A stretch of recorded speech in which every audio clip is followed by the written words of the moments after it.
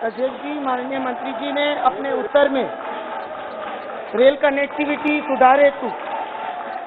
Rail मंत्रालय द्वारा जो कार्य किए जा रहे हैं उसकी विस्तृत जानकारी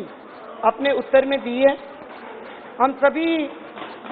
इस बात से विदित भी हैं कि माननीय प्रधानमंत्री जी के नेतृत्व में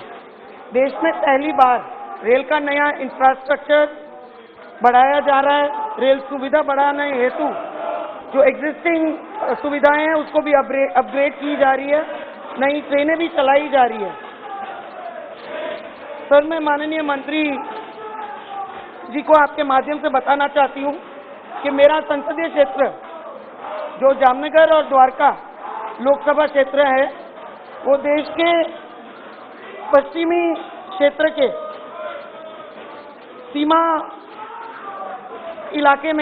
सीमावर्ती इलाके में स्थित है। तो इस समग्र क्षेत्र को और रेल सुविधा से जोड़ना अति आवश्यक है। ये जो नई रेल पटरी, रेल सुविधा बढ़ाने जाने की डिटेल्स माननीय मंत्री श्री ने यहाँ दी है, उसमें पोरबंदर तक का उल्लेख है। मैं माननीय मंत्री श्री से जानना चाहूंगी कि मेरे संसदीय क्षेत्र में कालावर तहसील, जोड़िया तहसील और द्रोल के भी काफी ऐसे इलाके हैं द्रोल तहसील के जो आज भी रेल सुविधा से जुड़े नहीं हैं। क्या आने वाले दिनों में इन क्षेत्रों को रेल से जोड़ने का कोई प्रावधान होने वाला है? उस दिशा में कोई सर्वे किया जा रहा है? अध्यक्ष महोदय, माननीय प्रधानमंत्री जी के नेतृत्व में रेलवे में बहुत सारे नए प्रोजेक्ट लिए गए हैं और रेलवे का किस तरह से एक पूरा ट्रांसफॉर्मेशन हो, जैसा हम सब जानते हैं रेलवे भारत की लाइफलाइन है। तो गुजरात के जामनगर क्षेत्र की माननीय सांसद महोदया ने बहुत अच्छे प्रश्न पूछे हैं और इनके प्रश्न का जिस तरह के अभी प्रोजेक्ट्स चल रहे हैं इनके क्षेत्र में, राजकोट कन्नौज डबलिंग का पूरा सर्वे कंप्लीट हो चुका है, उसका डीपीआर भी तैयार हो चुका है, तो उस पर भी आगे काम चल रहा है। और आदिवासी क्षेत्र जो विशेषकर अध्यक्ष जी, प्रधानमंत्री जी मोदी जी की ये सरकार गरीब, वंचित, शोषित लोगों की सरकार है। तो जो विशेषकर ट्राइबल एरिया है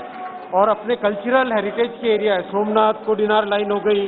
गिर का एरिया हो गया जो कि एनवायरनमेंट के पॉइंट ऑफ व्यू से बहुत इंपॉर्टेंट है, इकोलॉजी के पॉइंट ऑफ व्यू से बहुत इंपॉर्टेंट है, उन सब में कई सारे प्रोजेक्ट्स की डीपीआर चल रही है, सर्वे चल रही है। मान्यवर सदस्य के साथ मैं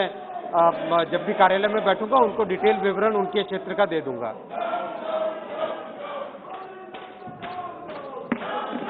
सर, मेरे संसदीय क्षेत्र में जो भावनगर डिवीजन है, तो भावनगर डिवीजन में भी सुविधाएं बढ़ाने की अति आवश्यकता है, क्योंकि भावनगर डिवीजन से जो तहसीलें मेरे क्षेत्र में जुड़ी है, जैसे कि जामजोधपुर तहसील, भाणवड़ तहसील, लालपुर तहसील, यहाँ पे जो नागरिक है उनकी बहुत समय से डिमांड है नई ट्रेनें चलाई जाए, पर इन सुविधाओं के अभाव से नई ट्रेनें हम नहीं चला पा रहे हैं। बहुत समय से मेरी मांग है राजकोट पोरबंदर से शुरू होकर सुबह ट्रेन राजकोट जाए वाया जेतलसर और वांसजाड़िया, ये ट्रेन हम शुरू, मात्र ये सुविधा उपलब्ध न होने के वजह से नहीं कर सके। मैं माननीय मंत्री श्री से जानना चाहूंगी कि क्या भावनगर डिवीजन, जहां बहुत उसे मुख्य क्षेत्र से जोड़ने की अति आवश्यकता है, क्या इस डिवीजन में आने वाले दिनों में मेरे क्षेत्र में सुविधाएं बढ़ाई जाएगी और रेलवे की जो दोहरीकरण, रेल पटरी की जो दोहरीकरण का कार्य है वो मेरे क्षेत्र में कब तक पहुंचेगा और ओखा तक ये सुविधा कब उपलब्ध होगी? अध्यक्ष महोदय, माननीय सांसद ने जो प्रश्न किया है, इनके क्षेत्र में डबलिंग का कार्य राजकोट कन्नौज डबलिंग का ऑलरेडी चल रहा है, इसका डीपीआर बन गई जैसा मैंने पहले निवेदन किया। इसके अलावा माननीय सांसद के क्षेत्र में स्टेशंस के जितना स्टेशंस का रीडेवलपमेंट का काम है देश भर में चल रहा है, न केवल माननीय सांसद के क्षेत्र में बल्कि देश भर में स्टेशंस का इम्प्रूवमेंट कैसे हो, उसका रीडेवलपमेंट कैसे हो, और विशेषकर जो नागरिकों की सुविधाओं को ध्यान में रख के हैंडीकैप, अपने जिस तरह से फिजिकली हैंडीकैप लोगों का जिस तरह से गरीबों के लिए